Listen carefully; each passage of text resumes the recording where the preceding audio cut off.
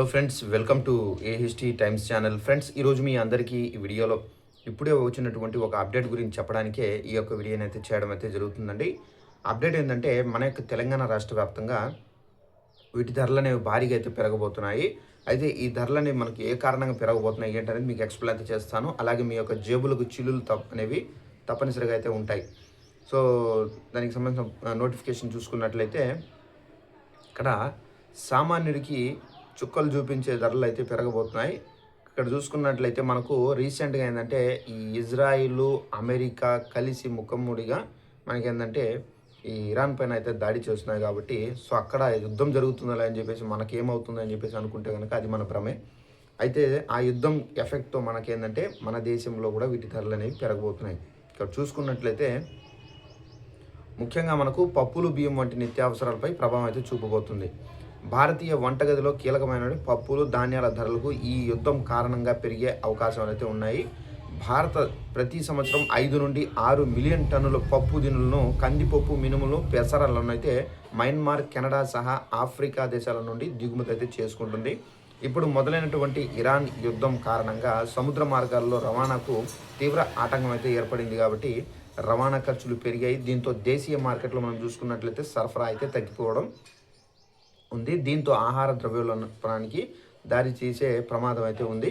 ఇక ఎగుమతులపై ప్రభావం చూసుకున్నట్లయితే భారత్ నుండి దిగుమతి అయ్యే బాస్మతి బియ్యం రంగం ఆందోళన పడింది. ఈ బియ్యంకి సంబంధించి అతిపెద్ద కొనుగోలుదారులుగా ఇరాన్ ఉండడమే ఇందుకు కారణం.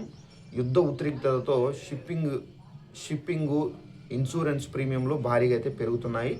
సో ఇది మనకు పెట్రోల్ పడినా కూడా చాలా వరకు ఎఫెక్ట్ అనేది చూపించబోతుంది. ఇప్పుడు పెట్రోల్ ఏంటంటే మనకు లీటర్ ఇప్పుడు ఏదైతే ఉందో ఆ రేటు కన్నా ఇంకా ఎక్కువ అయితే పెరిగే అవకాశం అయితే ఉంది. ఎందుకంటే మనకు సౌదీలో రీసెంట్గా ఏంటంటే ఈ ఇరాన్ వచ్చేసి పెట్రోల్ ట్యాంక్ పైన డైరెక్ట్గా బాంబు అయితే వేయడంతో సో ఆ వేయడంతో ఏంటంటే అక్కడ ఉన్నటువంటి అక్కడి నుంచే మనకు సరఫరా అవుతుంది. సో అది కూడా మనకు ఎఫెక్ట్ అయ్యింది కాబట్టి దీని కారణంగా మనకు ఇండియన్ గవర్నమెంట్ మళ్ళీ ఎక్కడి నుండి పెట్రోల్ తీసుకొని వస్తారు. సో ఇక మనకు చాలా కాస్ట్తో మనకు పెట్రోల్ అనేది కొనే అవకాశం అయితే ఉంది.